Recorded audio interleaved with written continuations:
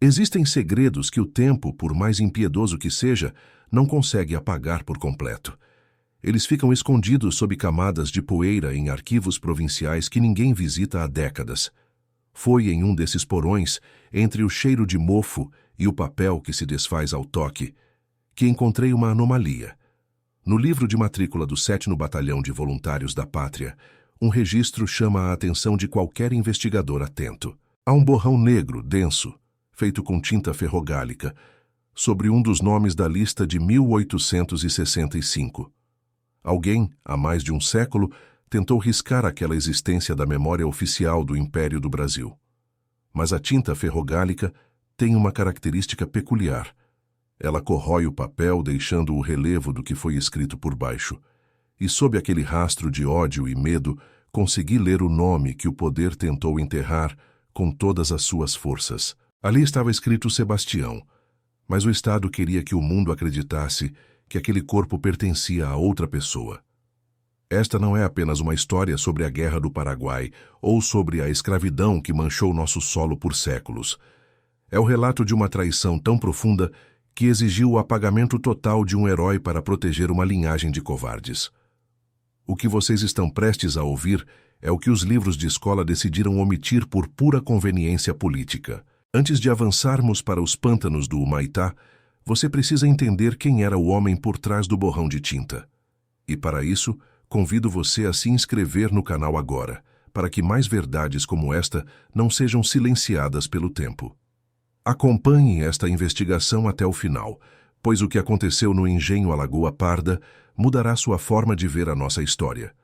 Tudo começou no inverno de 1865, sob o teto opressor da Casa Grande do engenho Alagoa Parda. O barão, um homem cuja arrogância era maior que suas terras, recebeu um envelope lacrado com o selo do Império. Era a convocação para a guerra, um chamado que não aceitava recusas, nem mesmo para os donos do açúcar. O nome no documento era Felício, o único herdeiro homem do barão. Um jovem de constituição pálida e alma covarde. Felício nunca havia segurado nada mais pesado que uma caneta de pena ou uma taça de cristal importado. A ideia de enviá-lo para as trincheiras lamacentas do Paraguai era, para o barão, a sentença de morte de sua própria linhagem. O barão de Alagoa Parda não era um homem de aceitar as ordens do destino sem tentar dobrá-las ao seu favor. Naquela mesma noite, ele chamou o delegado local para uma reunião regada ao melhor conhaque e promessas de terras. Um pacto de sangue e fraude foi selado entre 4 paredes, longe dos olhos da justiça e sob a luz de velas que tremiam. O plano era simples, cruel e perfeitamente ilegal. Um substituto seria enviado no lugar do herdeiro. Mas não poderia ser qualquer homem. Precisava ser alguém que não tivesse voz, alguém que o sistema pudesse devorar sem deixar rastros. E o olhar do barão se voltou para a senzala, especificamente para o homem que operava as máquinas mais perigosas do engenho. Sebastião era listado nos inventários da fazenda apenas como uma peça de engrenagem, uma propriedade de alto valor técnico. Ele não era apenas força bruta. Ele era o homem que entendia a pressão das caldeiras e o comportamento do fogo. Enquanto os outros dormiam, ele estudava o som do metal e o ritmo do vapor, desenvolvendo uma inteligência que assustava os feitores. Na calada da noite, Sebastião foi arrancado de seu descanso, acorrentado não por um crime, mas por uma necessidade da elite. Ele foi levado ao porto, sob a vigilância de homens armados que garantiam que ele não desse um único passo em falso. Nos registros de embarque, sua identidade foi roubada. Ele não era mais Sebastião, o escravizado. A partir daquele momento, para o exército imperial e para a história oficial, ele era o voluntário da pátria, Felício de Alagoa Parda.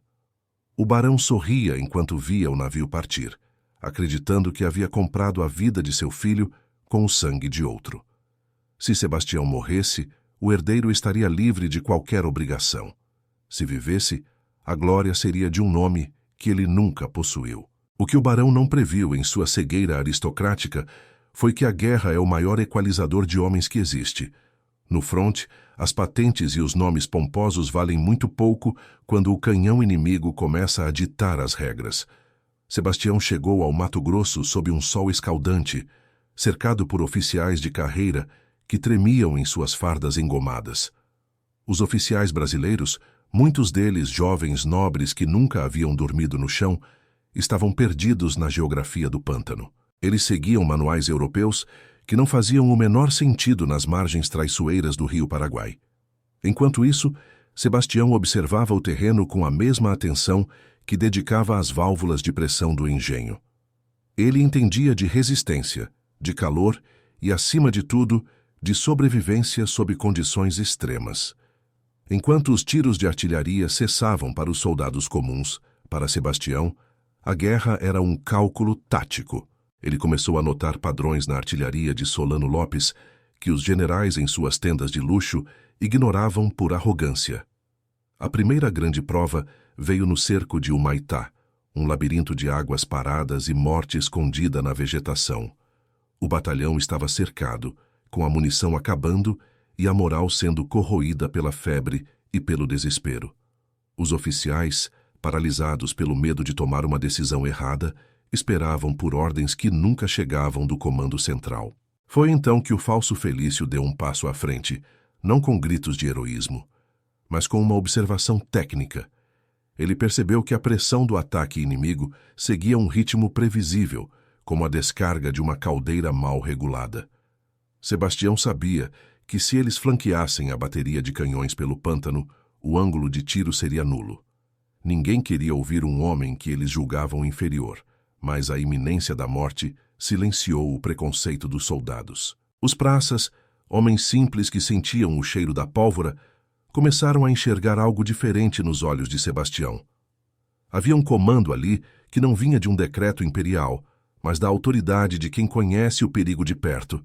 Naquela noite, sob uma chuva que transformava o chão em um abismo de lama, Sebastião liderou um pequeno destacamento.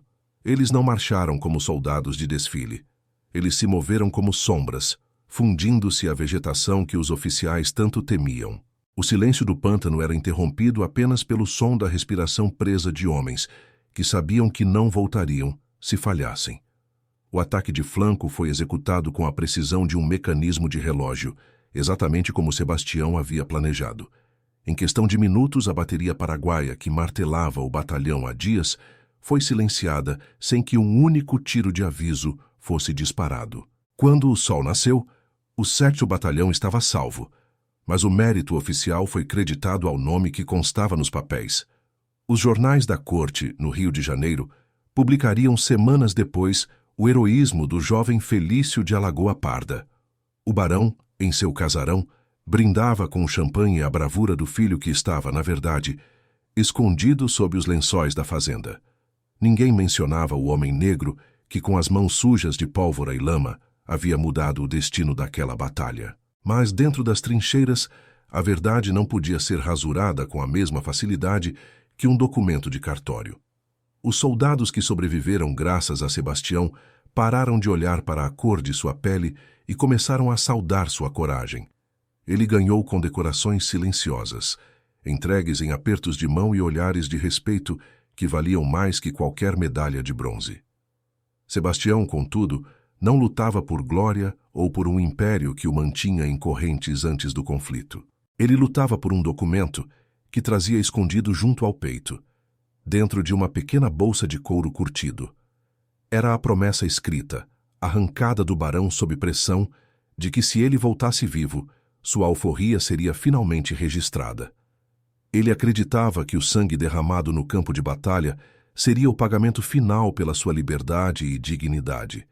Mas ele ainda não conhecia a profundidade da perfídia daqueles que se consideravam os donos do Brasil. A guerra estava longe de terminar, e o verdadeiro inimigo não estava do outro lado do rio Paraguai, mas esperando em casa. Inscreva-se no canal para não perder a continuação desta jornada, pois a traição que aguarda Sebastião é maior do que qualquer canhão. Diga nos comentários de qual parte do Brasil você está acompanhando este resgate da nossa história esquecida. O próximo passo de Sebastião o levaria de volta ao engenho, mas ele não voltaria como o mesmo homem que saiu de lá. Ele agora sabia manipular a pressão, tanto dos metais quanto das almas humanas, e essa seria sua arma secreta. A vitória no Humaitá foi apenas o começo de um cálculo de sobrevivência que terminaria em um mar de melado fervente. O barão de Alagoa Parda acreditava ter o controle da situação, mas ele havia criado um fantasma que não aceitaria mais as sombras. As medalhas que ele recebeu silenciosamente no fronte seriam o combustível para a revolta que estava sendo gestada no seu silêncio. O que acontece quando um herói de guerra descobre que, para o seu país, ele continua sendo apenas uma propriedade? A resposta para essa pergunta foi escrita com vapor e sangue nas paredes da casa de purgar do engenho. Mas antes que a válvula fosse aberta, Sebastião teria que sobreviver ao último e mais sangrento ano do conflito. As batalhas finais seriam o teste definitivo para sua inteligência tática e para a promessa que ele carregava no peito. Prepare-se, pois a parte 2 revelará como o Estado tentou apagar o herói e como o herói decidiu que não seria mais apagado. O destino de Sebastião estava selado, mas o do barão estava apenas começando a ferver sob a pressão da própria arrogância. Nada é mais perigoso do que um homem que não tem nada a perder e que aprendeu a arte da guerra com os melhores. Acompanhe o próximo capítulo, pois a verdade, assim como o vapor sob pressão, sempre encontra uma saída para explodir. A história de Sebastião é um aviso que atravessa os séculos.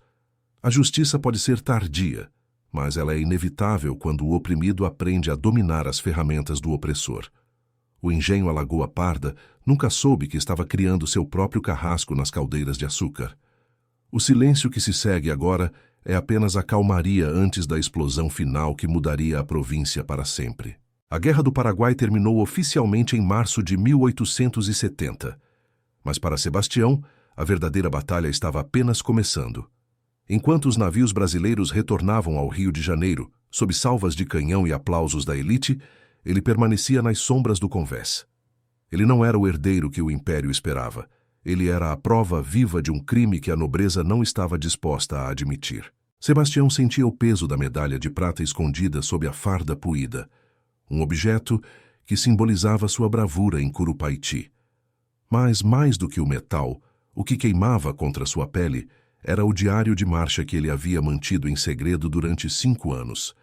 Naquelas páginas, ele havia registrado cada ordem dada, cada vida salva e, principalmente, a verdade sobre sua identidade roubada. Ao desembarcar, a realidade o atingiu com a força de um soco no estômago. Não havia comitê de boas-vindas para o herói negro.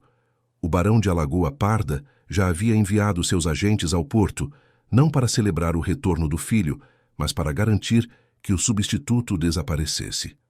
Sebastião foi cercado por homens de olhar frio antes mesmo de sentir o solo firme da capital sob seus pés cansados. Ele foi conduzido, sob escolta silenciosa e ameaçadora, de volta à província para as terras onde o açúcar era regado com o suor dos esquecidos. Durante a viagem de retorno, Sebastião percebeu que o mundo que ele deixou em 1865 havia se tornado ainda mais hostil. O barão não apenas mantinha o poder, ele havia expandido sua influência sobre juízes, tabeliães e delegados em toda a região. Ao chegar ao engenho Alagoa Parda, o cheiro doce e enjoativo do melaço fervente o recebeu como um aviso de que nada havia mudado. O barão o esperava na varanda da casa grande, segurando um copo de cachaça fina e exibindo um sorriso que exalava desprezo e triunfo. Ele olhou para a farda de veterano de Sebastião como se fosse um disfarce grotesco que precisava ser arrancado imediatamente. "Onde está o documento, Sebastião?" perguntou o barão, com uma voz que não carregava gratidão, apenas a frieza de um negociante. Sebastião manteve a coluna ereta, a postura de um homem que liderou soldados sob fogo cruzado e não baixou os olhos diante do carrasco. Ele sabia que aquele papel era sua única garantia de vida e o único elo com a liberdade que lhe fora prometida antes da primeira fogueira da guerra. Mas o barão já havia se antecipado, movendo as peças no tabuleiro da burocracia imperial com a precisão de um vilão experiente. Enquanto Sebastião lutava no Humaitá, os registros de batismo e de propriedade no cartório da vila haviam sido misteriosamente atualizados. O nome de Sebastião fora riscado de qualquer documento que pudesse ligá-lo ao exército, transformando-o novamente em uma simples ferramenta de trabalho. A indignação fervia no peito de Sebastião, uma pressão interna que superava qualquer caldeira que ele já tivesse operado no passado. Ele havia visto generais paraguaios se renderem, havia visto a morte de perto em cada pântano e agora estava sendo humilhado por um homem que nunca sentiu o cheiro da pólvora. O barão ordenou que ele entregasse a medalha e o diário, alegando que aqueles objetos pertenciam, por direito legal, ao seu filho Felício. Um escravizado não possui nada, nem mesmo a glória que roubou de seu senhor, sentenciou o barão, fazendo um sinal para os feitores armados. Sebastião sentiu o frio do cano de uma garrucha encostado em sua nuca, um lembrete de que naquela terra a lei era ditada pelo chicote e pelo ouro. Mas em vez de entregar os documentos, ele os apertou com mais força, sentindo a textura do couro e a dureza do metal contra a palma da mão. Ele foi levado para a senzala, mas não para o alojamento comum onde os outros trabalhadores descansavam após a colheita. O barão queria isolá-lo, temendo que as histórias de guerra de Sebastião pudessem acender uma faísca de revolta nos corações dos outros. Ele foi jogado em uma cela úmida nos fundos da casa de purgar, onde o único som era o gotejar constante do melaço e o rugido das fornalhas. Ali, na escuridão, Sebastião começou a planejar sua própria forma de justiça, usando a única arma que o barão não podia confiscar: seu conhecimento. Ele conhecia cada cano, cada engrenagem e cada ponto fraco daquela estrutura que gerava a riqueza da família Alagoa Parda.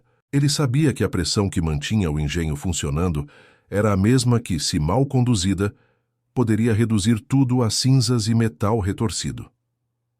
Antes de continuarmos com o plano desesperado de Sebastião, peço que você se inscreva no canal para que histórias como esta continuem a ser contadas.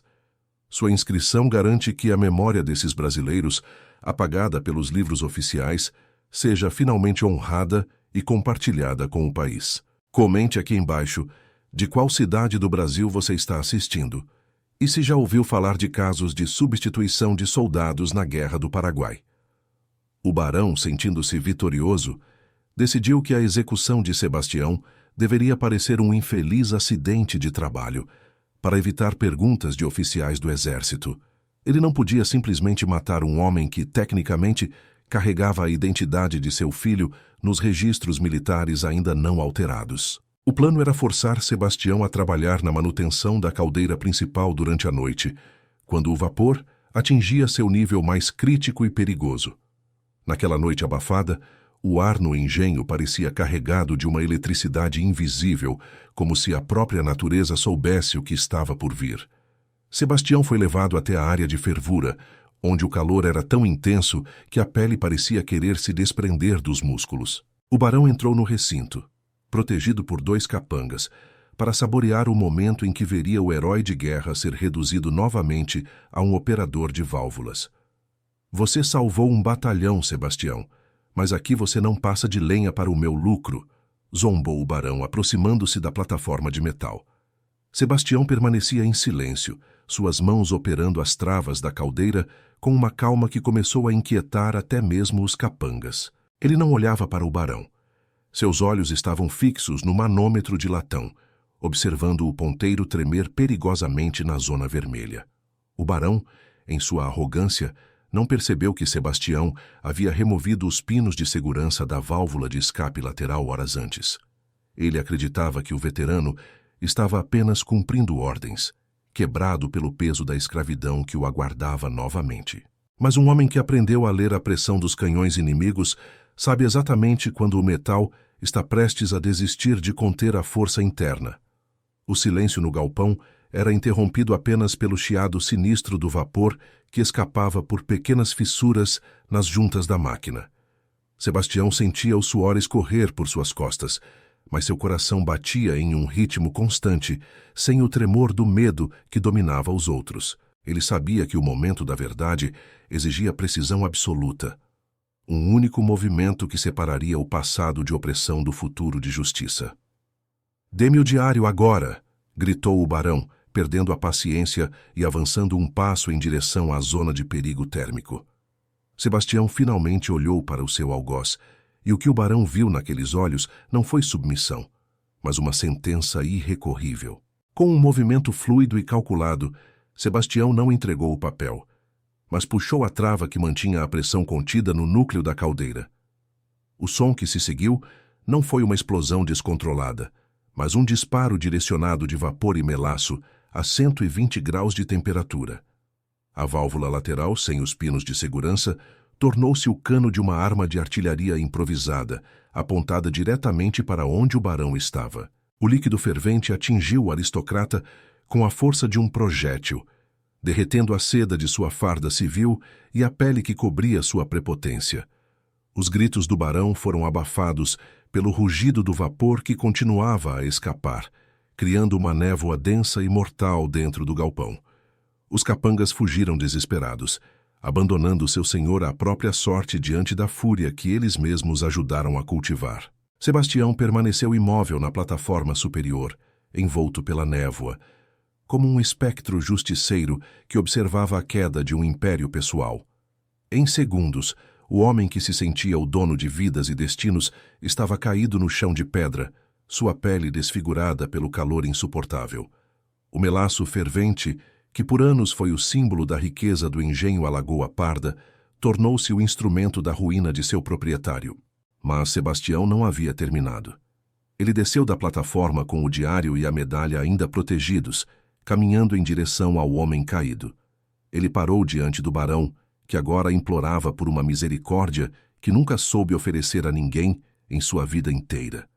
O herói de guerra não sentia ódio, apenas a clareza de quem finalmente equilibrou uma balança que estava pendendo para o lado errado há séculos. Ele jogou a medalha de prata sobre o corpo do barão, um gesto final de renúncia à glória que o império tentou lhe roubar e depois falsificar. A guarda da província já estava a caminho, alertada pelo som da válvula estourada e pelos gritos que ecoaram até a vila próxima. Sebastião sabia que não teria para onde fugir, que o sistema se fecharia contra ele para proteger a imagem da nobreza agredida. Mas ele não pretendia fugir. Ele tinha em mãos a prova que faria o Estado tremer antes de decidir seu destino final. O que aconteceu nos momentos seguintes ao resgate do barão ferido é um dos capítulos mais sombrios e ocultos da nossa justiça provincial. Sebastião entregaria o diário de marcha, mas a pergunta que pairava no ar era: quem teria coragem de ler a verdade escrita por um escravizado? A parte final desta investigação revelará o julgamento secreto que o Brasil tentou esquecer e o destino final do herói do borrão negro. Prepare-se para o desfecho, onde a pressão do vapor dará lugar à pressão dos tribunais e à força de um nome que não pôde ser apagado. O engenho Alagoa Parda estava prestes a se tornar o cenário de um escândalo que poderia derrubar ministros e manchar a coroa. O silêncio do arquivo está prestes a ser quebrado pela última vez, revelando o que sobrou de Sebastião e do seu legado de fogo. A névoa de vapor começou a baixar, revelando um cenário que nenhum oficial da província estava preparado para testemunhar. O barão de Alagoa Parda, o homem que ditava o preço da vida e da morte naquela região, rastejava como um animal ferido. Sua pele, antes protegida por sedas e linho, agora se desprendia em tiras avermelhadas, fundindo-se ao chão de pedra do engenho. Sebastião não se moveu, não fugiu, e não demonstrou o menor sinal de arrependimento ou pânico. Ele permanecia em pé, com os pulmões cheios do ar quente e úmido que acabara de sentenciar seu antigo senhor. Em uma das mãos, ele segurava o diário de marcha. Na outra, a medalha que o império tentou tornar invisível. Quando os guardas da província e os feitores armados invadiram o galpão, encontraram um silêncio absoluto. Apenas o som da carne queimada e o chiado final da válvula de pressão preenchiam o vazio daquela madrugada. O delegado, o mesmo que selara o pacto de fraude anos antes, empunhou sua arma com as mãos visivelmente instáveis. "Renda-se, animal!" gritou o delegado, tentando esconder o pavor que sentia ao olhar para o veterano de guerra. Sebastião deu um passo à frente, não para atacar, mas para colocar os documentos sobre a mesa de purgar açúcar. Ele sabia que se morresse ali, a verdade morreria com ele. E o borrão de tinta no livro de registro seria definitivo. O barão foi retirado do galpão sob gritos de dor que ecoaram por todo o vale do Alagoa Parda, acordando até os mortos. Ele não morreu imediatamente, o que foi talvez a parte mais cruel e justa de sua sentença pessoal. Ele viveu o suficiente para ver sua autoridade derreter tão rápido quanto a pele de suas mãos e de seu rosto. Sebastião foi levado para a cadeia da vila, acorrentado com ferros duplos, como se fosse uma fera selvagem e perigosa. Mas a notícia de que um veterano de Curupaiti havia se levantado contra um barão se espalhou como fogo em canavial seco. Soldados rasos da guarnição local, muitos deles também veteranos do Paraguai, começaram a sussurrar nos quartéis. O dilema que se apresentava ao Estado Imperial era uma ferida aberta que ninguém sabia como suturar. Se julgassem Sebastião por tentativa de assassinato, teriam que admitir em tribunal que o herói Felício era, na verdade, uma farsa. Teriam que confessar que o exército brasileiro aceitou um escravizado, substituindo um nobre, violando todas as leis de recrutamento. O barão, em seu leito de agonia, exigia a forca para o homem que o desfigurou, mas sua voz já não tinha o mesmo peso. O escândalo da substituição ilegal de recrutas ameaçava derrubar o gabinete ministerial no Rio de Janeiro e manchar a coroa. A elite precisava de uma saída que preservasse a imagem da aristocracia, mesmo que isso custasse a verdade histórica. Foi então que o silêncio administrativo, a ferramenta mais poderosa do império, entrou em ação para abafar o caso. Os autos do processo, que eu mesmo localizei escondidos sob pilhas de inventários de terras, revelam a manobra covarde. O Estado decidiu que o incidente no engenho seria registrado oficialmente como um evento fortuito de falha mecânica. Inscreva-se no canal agora para que investigações como esta continuem a expor as engrenagens ocultas do nosso passado. Sua inscrição é o que permite que nomes riscados voltem a ser lidos e que a justiça histórica seja, enfim, feita. Comente de qual região do Brasil você está acompanhando este desfecho e qual outro mistério da escravidão devemos investigar. O destino de Sebastião foi selado em uma reunião secreta entre o enviado do Rio, o delegado, e o herdeiro pálido, Felício. Eles não podiam soltá-lo, pois ele sabia demais, mas também não podiam executá-lo sem transformar o caso em um mártir nacional. A solução foi o desaparecimento burocrático. Sebastião foi enviado para uma prisão de segurança máxima em uma província distante. Oficialmente, o escravo Sebastião morreu de febre semanas depois de sua transferência, de acordo com um registro paroquial falso. Mas os arquivos que investiguei sugerem uma realidade muito diferente e muito mais inquietante para os opressores. Dizem que ele nunca chegou à prisão de destino e que a balsa que o transportava foi encontrada vazia, flutuando à deriva. O barão de Alagoa Parda sobreviveu apenas alguns meses, definhando em uma cama, incapaz de suportar a luz do sol ou o toque de qualquer tecido. Ele morreu sem herdeiros reais, pois Felício, consumido pela vergonha e pelo medo do fantasma de Sebastião, fugiu para a Europa. O engenho Alagoa Parda, antes a joia da província, mergulhou em uma decadência rápida e absoluta, como se a terra estivesse amaldiçoada. As máquinas que Sebastião operava com tanta precisão nunca mais foram ligadas, pois nenhum outro homem conseguia controlar sua pressão. Diziam os moradores da vila que, nas noites de ventania, ainda se ouvia o apito da válvula de melado ecoando pelo canavial. O açúcar produzido ali, se é que algum ainda restou, diziam ter um gosto amargo, como se o sangue do veterano tivesse temperado a safra. O diário de marcha e a medalha de prata desapareceram dos cofres oficiais, mas a verdade tem meios próprios de sobreviver ao esquecimento. Encontrei os fragmentos dessa história em cartas de soldados que serviram com o falso Felício e que nunca esqueceram quem realmente o salvou. Aquelas cartas enviadas para famílias no interior do Brasil mantiveram viva a lenda do homem que venceu a guerra e o Senhor. O nome de Sebastião permanece riscado nos livros oficiais do 7º Batalhão, uma mancha negra que serve como monumento à covardia do Estado. Mas para nós que investigamos o passado, esse borrão é um convite para olhar mais fundo e enxergar a resistência. A pele do barão derreteu, o engenho faliu, Mas a história do veterano que se recusou a ser apagado continua a ferver. O caso do engenho Alagoa Parda nos ensina que a documentação oficial é, muitas vezes, apenas a máscara que o poder usa para se esconder. Abaixo de cada registro de incidente fortuito, existe uma narrativa de luta que aguarda o momento certo para ser revelada. Não somos apenas investigadores de crimes antigos, somos os guardiões de verdades que o tempo tentou, sem sucesso, enterrar. Esta investigação termina aqui, mas o eco da válvula de Sebastião ainda ressoa em cada arquivo que decidimos abrir. O herói do Borrão Negro finalmente tem sua história contada, não como um escravizado, mas como o tático mestre que ele sempre foi. O Brasil é um mar de traições documentadas e nossa missão é continuar navegando por ele até que não reste nenhum nome riscado.